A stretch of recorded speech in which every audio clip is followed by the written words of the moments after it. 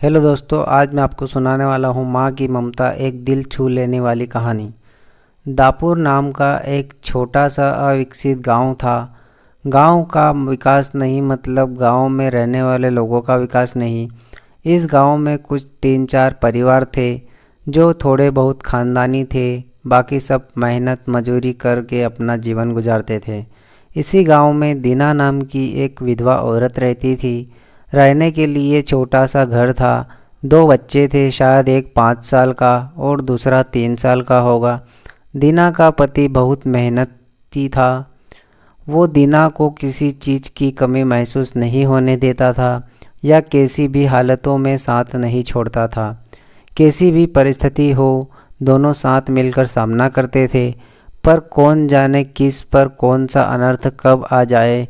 दीना के जीवन में ऐसी घटना घटी कि उसी घटना के दीना के पति को दीना से छीन लिया। दीना को पति के गुजरने के बाद ऐसा लगने लगा कि मैं जिंदा तो हूँ पर मुझ में जान नहीं है। परिवार चलाने के लिए अब दूसरा कोई नहीं था सिवाय दीना के। इसलिए कैसे भी करके दीना ने अपने बच्चों के खातिर खुद को उस दुख से अलग किया। कुछ दिन बाद घर में जो था वो समाप्त हो गया।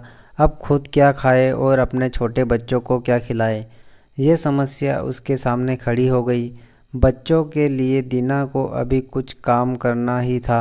इसलिए दीना अपने दोनों बच्चों को साथ में लेकर जहाँ काम मिलता वहीं जाया करती थी और दिन भर मेहनत करके जो भी मजदूरी मिलती उससे अपना और अपने बच्चों के पेट भरती थी।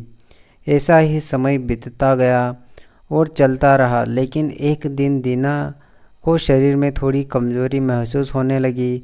फिर भी वह काम पर गई। ऐसे ही 2-3 दिन दीना काम पर जाती रही, लेकिन उसकी शरीर की कमज़ोरी कुछ ठीक नहीं हो रही थी, बल्कि और बढ़ती जा रही थी। ऐसे में काम पर जाना दीना के लिए कठिन हो गया। दीना बहुत चिंतित रहने लगी। अगर काम पर नहीं गई तो मेरे बच्चे भूखे मर जाएंगे। उसी चिंता ने दीना को और कमज़ोर कर दिया, इतनी कमज़ोर कि उठने बैठने के लिए लकड़ी का सहारा लेना पड़ता था।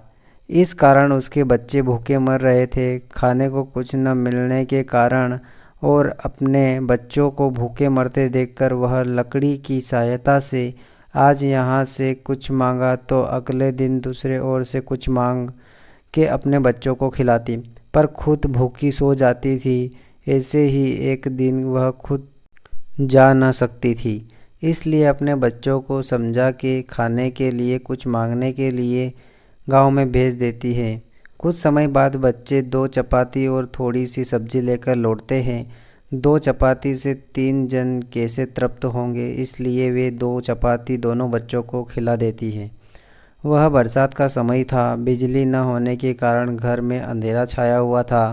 अंधेरे में ही वह अपने बच्चों को एक कमरे में सुला देती है और वह दूसरे कमरे में जाकर सो जाती है। रात को तेज़ बारिश होती है और बिजलियाँ ज़ोर से कड़कड़ाती है।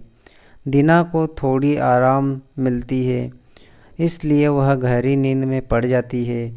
ऐसे में दीना को एक सपना दिखाई देता है। वह एकदम तंदुरुस्त हो गई है, काम पर जाती है। वह सोचती है अपने बच्चों को काफ़ी समय से अच्छा खिलाया नहीं, इसलिए वह अपने बच्चों के लिए चविष्ट खाना बनाती है। बाद में अपने बच्चे और वह साथ में बैठकर खाना खाकर सो जाते हैं। आगे सपने में दीना ने देखा उसके बच्चे जिस कमरे में सोए हुए थे उस कमरे का छत गिरकर उनके दोनों बच्चे मर जाते हैं। सपने में से दीना एकदम उठकर खड़ी हो जाती है, जान में जान आ जाती है और अंधेरे में ही अपने बच्चों के कमरे में और चल पड़ती है। कमरे में जाकर अपने बच्चों को देखकर दीना चैन से सांस लेती है। उसी समय दीना को शरीर में ज़्यादा कमजोरी महसूस होती है, जिससे वह नीचे गिर जाती है और फिर वहाँ से उठ नहीं पाती है। चैन की सांस दीना की सांस ले लेती है। दोस्तों, यही होती है माँ की ममता, जो मरते दम तक अपने बच्चों के खातिर जीने का जुनून रखती है।